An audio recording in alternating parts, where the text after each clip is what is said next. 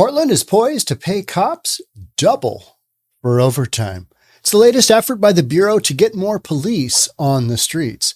Talk about Seattle, talk about Portland, talk about San Francisco, talk about a lot of different police departments across the United States not having enough police officers.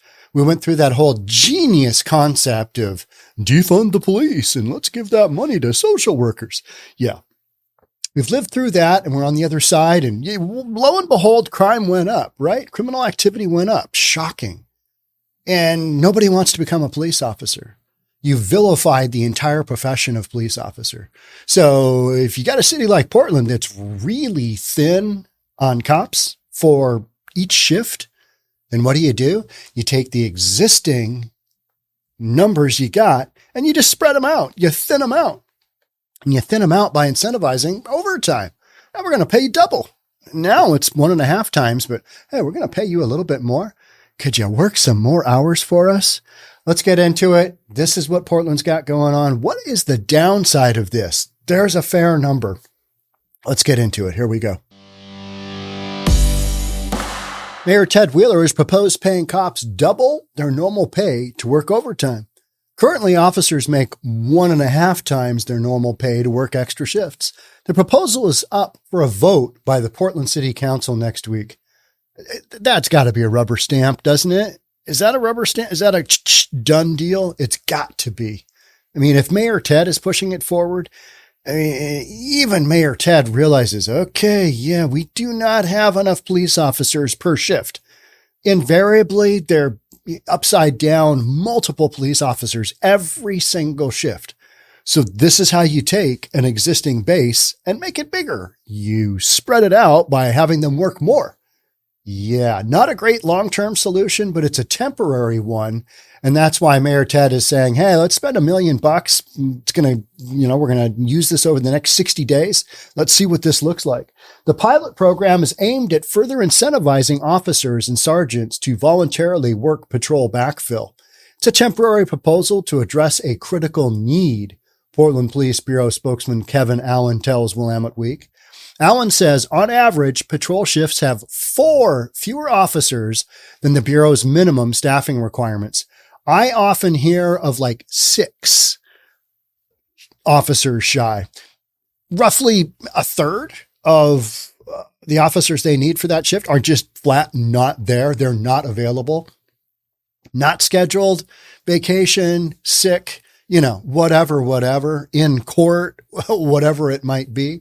Many officers do work extra shifts, but not enough to provide adequate service, he explained. So they're trying to get that margin of maybe a couple more cops per shift. How do you do it? Well, you're going to have to pay them. And you're already paying them time and a half. That's standard. So you've got a core group of workers here, of employees here, that you just need to make go a little further, because the bandwidth to bring the new ones on is just simply not there. So this is a short gap solution that, it's better than nothing, but do you want a cop that's worked normal work week and then, spent his weekend working a bunch more hours? And so now he's worked, a week and 3/4 or week and a half. Do you want that cop, or do you want the one that's fresh off of just a week, and is coming into a situation that oftentimes they're literally life and death, where somebody's making decisions? Do you want that fresh cop, or do you want that one that worked all the overtime? Because they're human, right? So that's kind of the way I see this is not a long-term solution, but it's recognized that this is a short gap solution. It's like, all right, we got a gap to fill. How many of these cops can we get? How many can we incentivize them? Will the younger ones, will they take it? Because the older ones, maybe I'll work an extra shift or 2, get a little bit extra money, buy the wife something nice, that kind of thing. But I think older officers that are more towards the end of their careers, this isn't, yeah, thanks. I'll kind of work the hours I need to. And I'd prefer not to, take any much more exposure towards the end of my career. Because that, to me, this wouldn't push the needle to me, but I'm not a, law enforcement officer. That's not my thing. But as far as employees go, younger ones, double overtime. Yeah, maybe you work a bunch. I think we had a police officer here in Seattle that made like 460 grand with some massive amounts of overtime. More power to him. I mean, if you can work the hours, if you want to grind out some hours, doing what police officers do, more power to you. I'm working hard. That's great. But do you want to burn yourself out as well? That's, huge consideration. And do you want a cop that has literally been doing all that overtime, making the decisions on whatever issues it might be for you when it comes to you needing public safety help?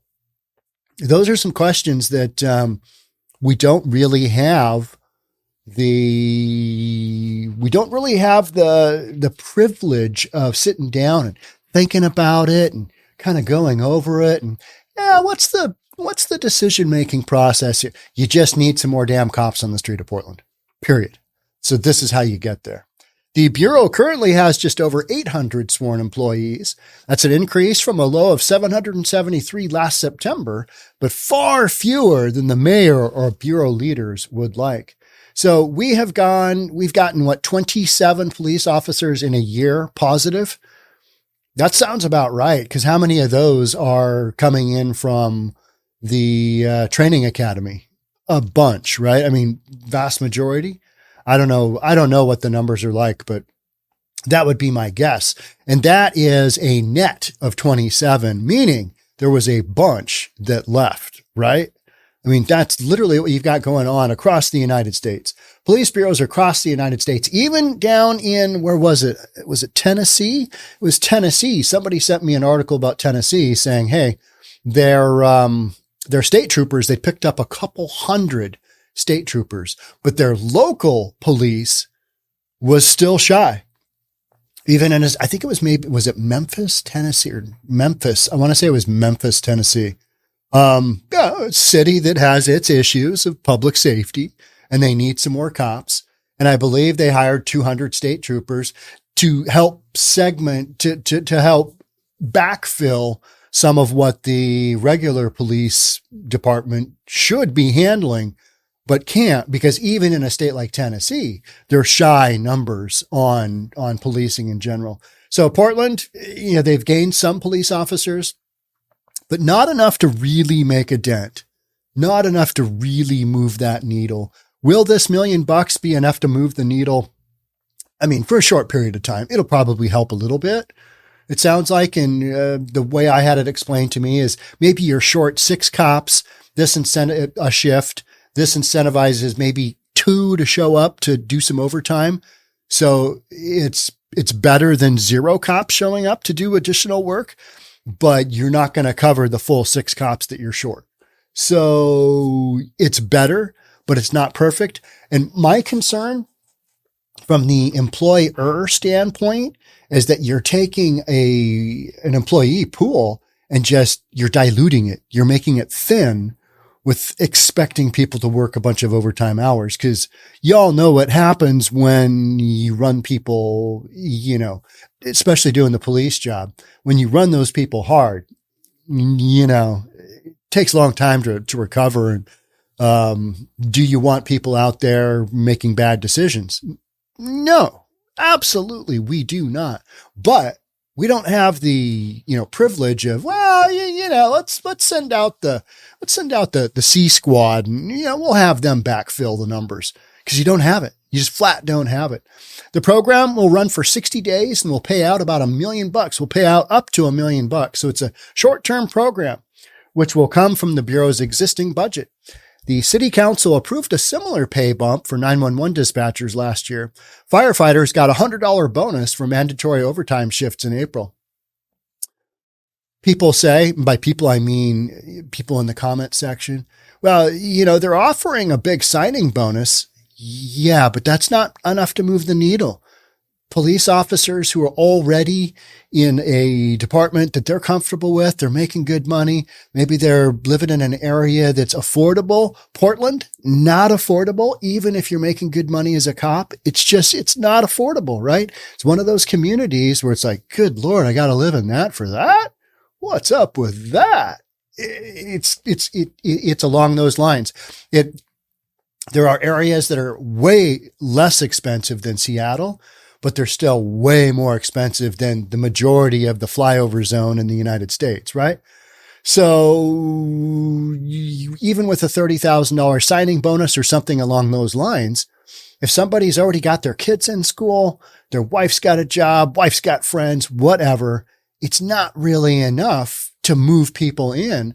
Plus, as far as police officers, plus, if you're a good cop, which means you're a cop with a pulse, then you're already employed somewhere, right? You're employed somewhere. So saying, hey, we're going to incentivize with a signing bonus. Well, everybody's trying that because everybody's shy on cops.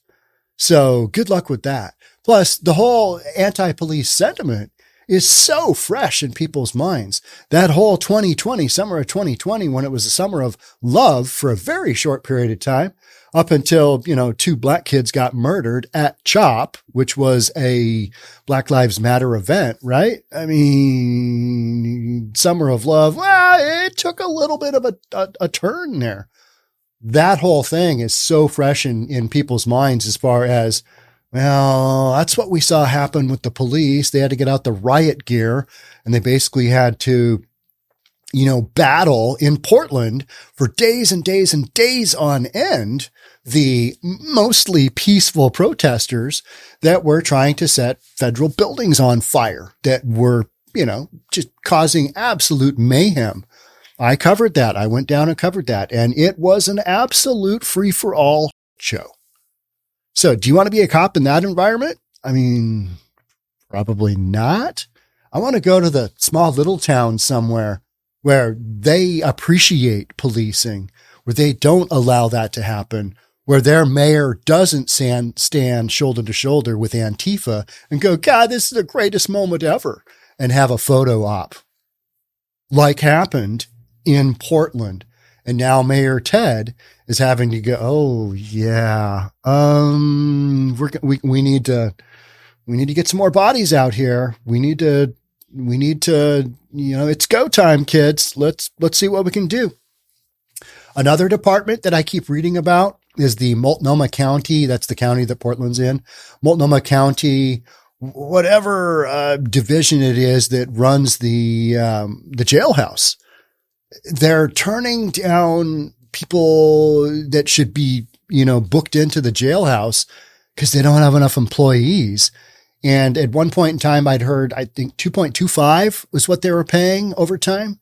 2.25, your regular salary to work in the jailhouse, whatever that, justice center, the local justice center, whatever that might be. But in all of these entities in law enforcement, they're shy on bodies. They're shy on bodies. Not enough district attorneys because they're underpaid. Nobody wants the job. It's kind of a crappy, entry-level job as far as attorney goes. And you take that to go to some other, maybe public office or something, use it as a stepping stone. But you don't have enough district attorneys. So the whole, criminal justice system is short people necessary to keep the wheels going. And that's why the wheels aren't going. And so that's why they're willing to spend $1 million. And let's see if we can get some more bodies in here. It's a short-term solution. And we'll just kind of have to see how that goes. Now, some of the other things that, long-term, okay, can we keep offering $1 million, bunches of money? Probably not, because you've got budgets that are going to be wildly upside down. So unless you have it in the police budget already, budgets are going to go the wrong way the next few years for multiple years. And that's because we're coming out of the pandemic, and a lot of these cities, and Portland is a really good example, the amount of money that they would normally collect from tenants, businesses in the downtown core, flat, not there, because those businesses are not there. You've got vacant signs. You've got boarded up areas, just like San Francisco, right? Just like San Francisco. So all that tax money coming in, that tax revenue coming in, it's not there. So existing budgets. Okay. So how are we going to get more police officers in here? Right? That's going to be the uphill battle. And in a town like Portland, where, literally, we were just defunding the police, weren't we? Wasn't that the brilliant, moment of the hour where we're like, oh, this is the greatest concept ever. This could never go anywhere, but just the best for humanity in general. I mean, our town is really going to benefit after we defund the police by 50%, like Seattle wanted to do, like they demanded at CHOP. Defund the police by 50%. Release all protesters from jail. Yeah, just this ridiculousness. Meanwhile, a couple of black kids get murdered in CHOP, and then the angry, wild, violent mob that was mostly peaceful protesters, they march on the mayor's house, and then miraculously, the next couple of days, CHOP gets shut down and everybody gets cleared out.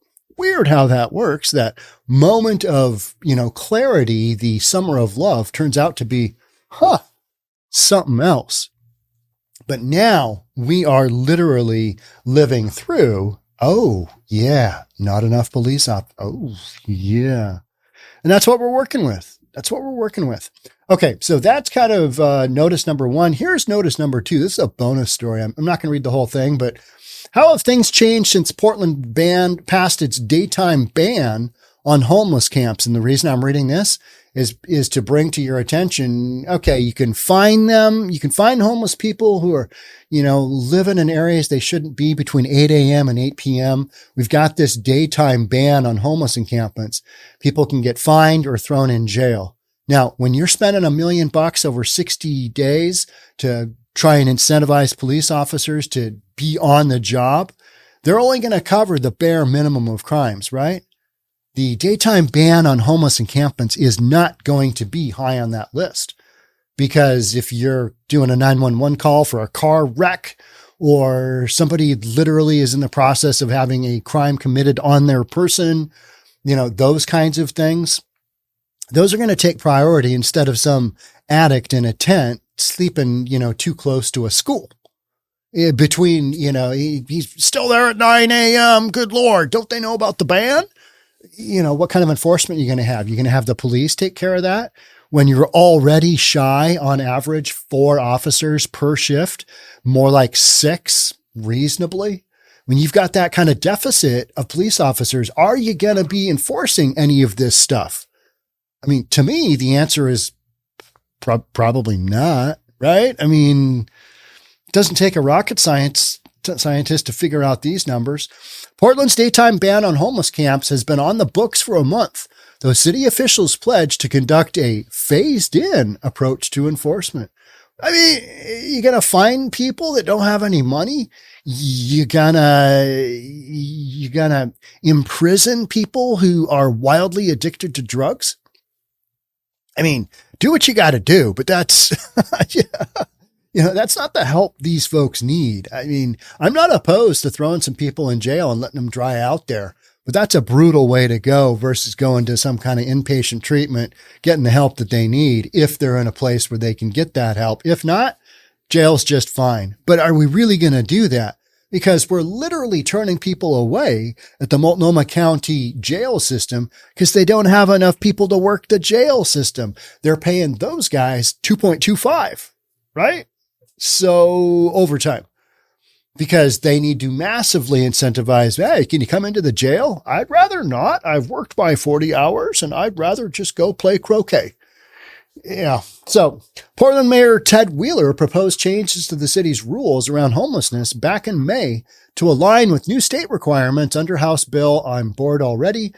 Wheeler proposed a ban on daytime camping from 8 a.m. to 8 p.m. each day. So they're like efficient backpackers. They're going to pack everything up. They're going to carry it around on their pack just all day long, all their crap, all their stuff, their dog food, their dog dish, because they got 2 dogs. Their big stereo system, the barbecue, the lawn chair, the bicycle, the 14 skateboards. They're going to pack all that up by 8 a.m. each day after a hard night of partying until 5 a.m. because that's what drug addicts do.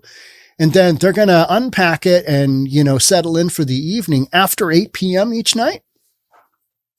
I'm questioning the logistics of that happening. If homeless people refuse, they're given 2 warnings. They violate the ordinance again and they could face potential jail time, or $100 fine because it's a misdemeanor. So this is, an example of ordinance with zero teeth behind it. Multnomah County District Attorney Mike Schmidt told KGW that jail time is unlikely to be pursued in most cases. Well, Mike Schmidt is he's a district attorney that doesn't really believe in prosecuting crime, period. So why this shouldn't be shocking. I don't see jail being used realistically, he said. Also, a fine seems a little bit pointless to somebody who is indigent and can't pay for anything as well. This is their district attorney talking. So all of you folks in Portland sitting back waiting for your tent encampments to miraculously disappear at 8 a.m. on any given day. Here's your sign, right? The camping ban passed city council in June and went into effect on July 7th. A lot of people circled that on their calendars. But it's not going to do any good. It's not going to change a thing. It's going to have zero impact because nobody's going to enforce it. You don't have enough cops to enforce it.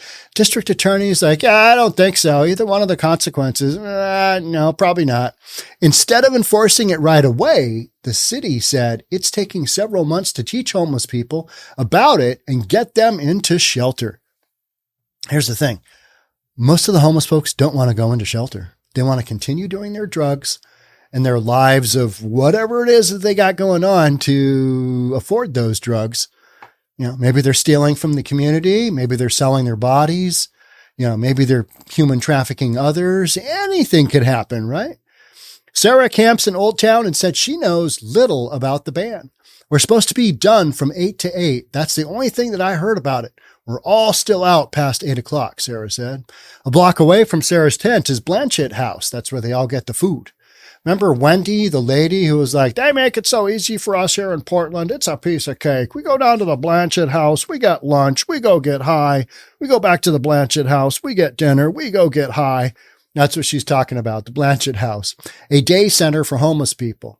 Scott Kerman, who runs Blanchett House, shares Sarah's confusion over the ban. To be honest, I'm not really sure what to think because we're not really sure what it is, Kiernan said. He meets with the mayor's office on a regular basis and still has many unanswered questions. I'm getting a sense that a lot of these programs, whether they come from the city or the county or the joint office, sometimes the measure comes first and the details come second. Well, this was a measure that is meant to be something that the mayor can point at and say, hey, we're doing something.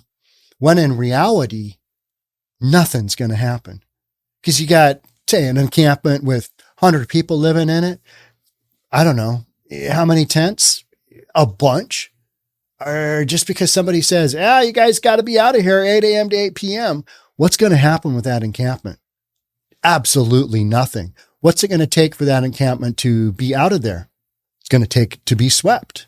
Is Portland doing that? Yes, but not at a rate fast enough to deter people from coming to Portland. Now, you are hearing in things like, I've read a couple of instances where I moved to Portland from XYZ, from wherever, that it's way more difficult to be homeless in because I heard Portland is just great for being homeless because they give you everything. And so people are coming and then they're hearing about this daytime ban and they're going, well, this isn't the homeless utopia I thought it would be.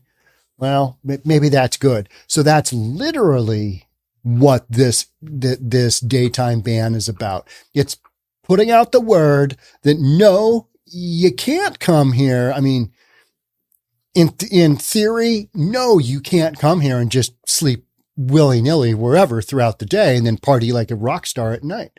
You can't do that. In theory, the reality is you can probably still do that because there's no enforcement. And how many thousands? They have 6,000, 7,000 people in Portland that are homeless. I'm guessing. Total wild ass guess. Where are all those people going to go during the day? Nowhere.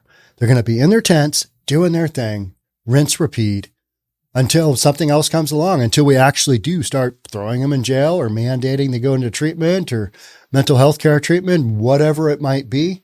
But in the meantime, you've still got all the criminal activity out there. And that's why we're having to incentivize the police at double OT to come out and work, because the workload is there. The cops are not.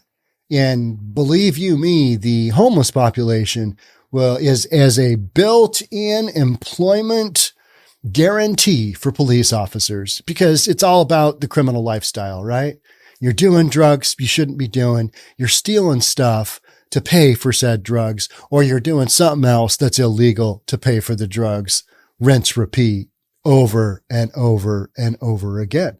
So police are going to have, more than they can handle for the short term and for the long term, as far as I can see, because at the rate at which you can see Portland is hiring police officers, 27 net in a year. All right. And you need 300 or 400, maybe 500, something like that. You do the math. I mean, years, you are talking years to get back to what essentially the FBI identifies as an adequate number of police officers, employable police officers on the street to keep a city the size with the population of Portland basically safe. So there you go. These are all the kind of little bits and pieces that are going on. You don't have the resources to do everything you need to do. So you got these stopgap measures. You've got politicians like Mayor Ted saying, wow, this is the direction we're heading. And then you got the DA saying, it'll never work. And then you got guys like me going, well, doing something, but it's not the be all and end all solution. And paying the cops more money for overtime, that's not a long-term solution either, because you're just going to burn out the police officers from doing their job.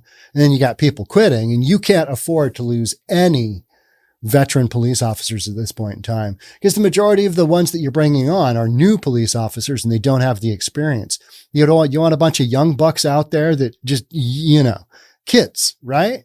You want them running around with badges and guns? Well, it's better than nothing, but you got to give them a few years to kind of get into the job and get going and see if this is actually something that they're going to be able to do.